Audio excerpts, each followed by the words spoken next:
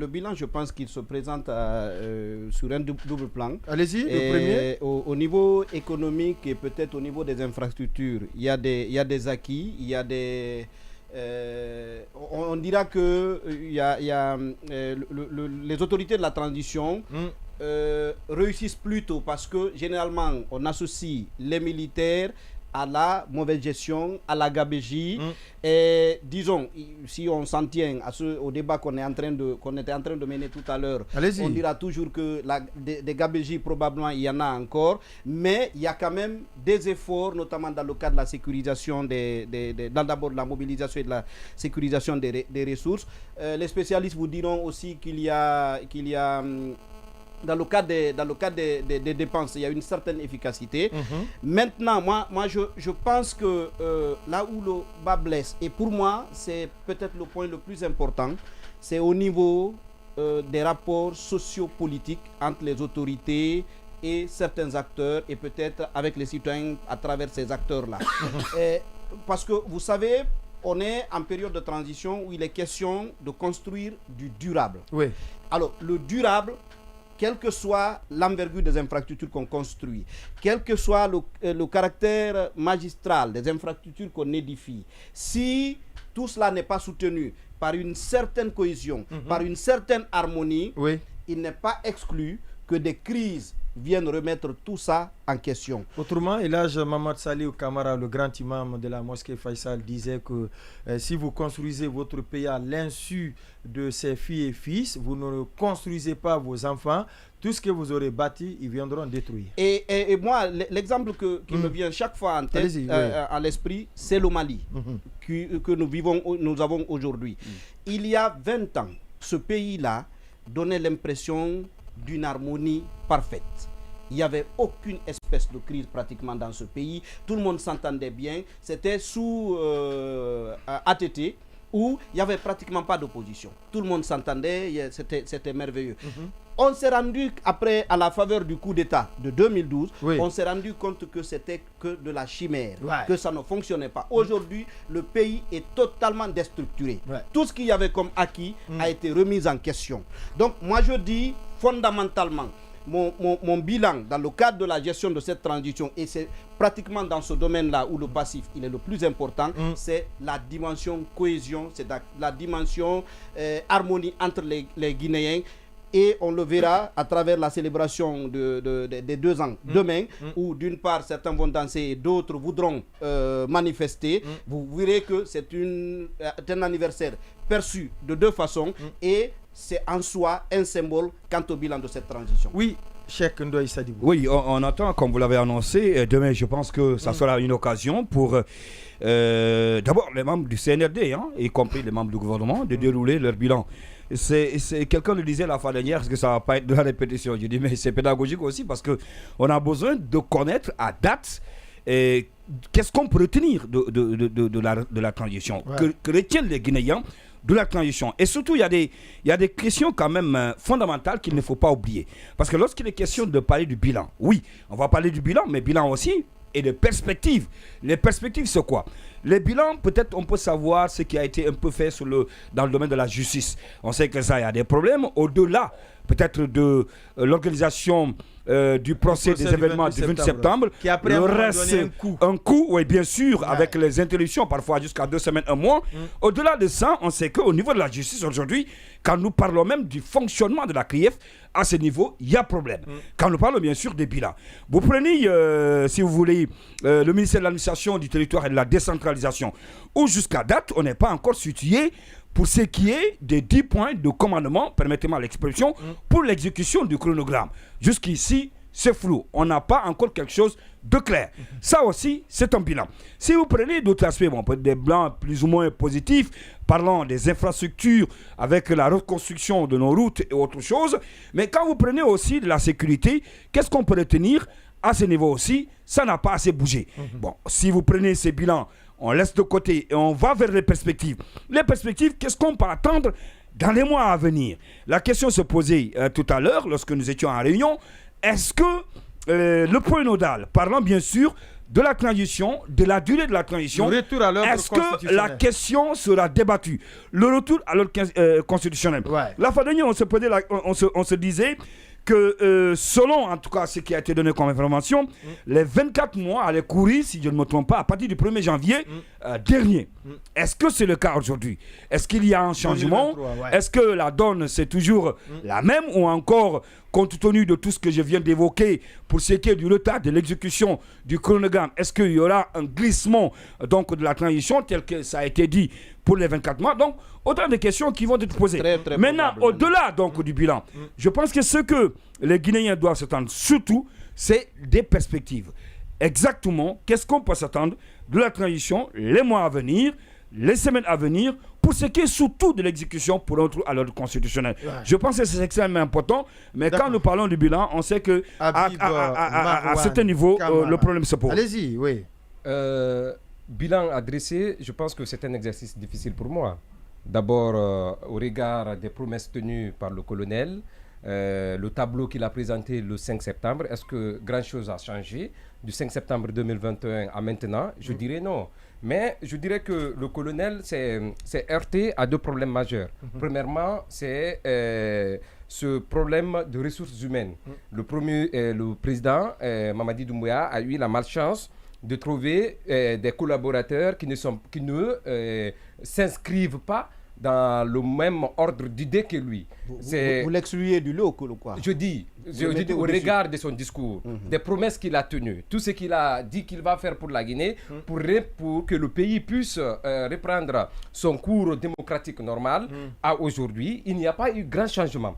Maintenant, je veux parler des ressources humaines. Vous savez, Jean Baudin l'a dit, il n'y a de ressources que d'hommes. Aujourd'hui, on a les mines, on a tout ce qu'il faut. Mais la première valeur pour mettre toutes ces potentialités en valeur, c'est les ressources humaines. Maintenant, vous prenez l'entourage, vous prenez l'attelage gouvernemental, vous prenez les conseillers du président. C'est des gens, c'est des seconds couteaux, c'est des gens qui ne peuvent pas faire marcher une république, ils n'ont pas le cursus qu'il faut, ils n'ont pas le parcours normal et en même temps, ils n'ont pas la probité qu'il faut pour correspondre à ce que le colonel veut pour la Guinée. Donc, aux attentes du colonel. Donc, les choix ont trahi ces attentes. C'est là où la transition a péché en première position. Vous prenez tous ces ministres. Et d'ailleurs, mon conseil pour le colonel, s'il pense que ce sont ces ministres-là qui lui diront la vérité, ils ne le diront jamais la vérité. Pourquoi? Parce qu'ils ont signé un pacte. Ils ont signé un pacte. C'est de se couvrir. Ils font le mal et ils se protègent ensemble. C'est d'ailleurs, ça a commencé. Quand Bernard décaisse 6 milliards, c'est Ousmane qui sort, qui défend. Allez-y à Lambagny, vous allez voir. Maurice Anda, il n'a pas rénové sa maison. Il a tout cassé. Il a reconstruit une nouvelle maison. Allez-y, prenez des exemples. Des exemples sont là. Donc ça existe partout là. Je pense que le colonel, il a été trahi par ses premiers choix. L'autre, sur les faits maintenant, est-ce qu'il y a eu de la prospérité créée? Je pense qu'il faudrait quand même se référer aux chiffres économiques pour pouvoir se prononcer. Là-dessus, je pense que la misère s'est accentuée. La galère aujourd'hui est en train de fouetter la population. Sur la question, l'aspect droit de l'homme, qu'est-ce qu'on peut retenir?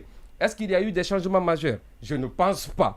Parce qu'on dit le plus souvent, les mêmes causes produisent les mêmes effets. Si c'est vrai qu'Alpha Condé a été chassé du pouvoir parce qu'il y a eu des emprisonnements injustes, il y a eu l'instrumentalisation de la justice, il y a eu la gabegie financière et tout ça. Aujourd'hui, le temps de Mamadi nous a montré et nous a révélé que les gens sont pires que les anciens de Alpha Condé. Donc, je dirais que cela pouvait occasionner un nouveau coup d'État. Parce que si on pense que tout ce qui est mauvais, si on le fait, ça peut entraîner un coup d'État. Donc je pense qu'aujourd'hui, toutes les raisons sont là pour dégager aussi Mamadi. Parce que c'est quelqu'un qui produit les mêmes effets. Aujourd'hui, combien sont là ces anciens dignitaires qui croupissent en prison sans jugement? Autant de Alpha Condé, ce sont les mêmes reproches qu'on a eu à faire.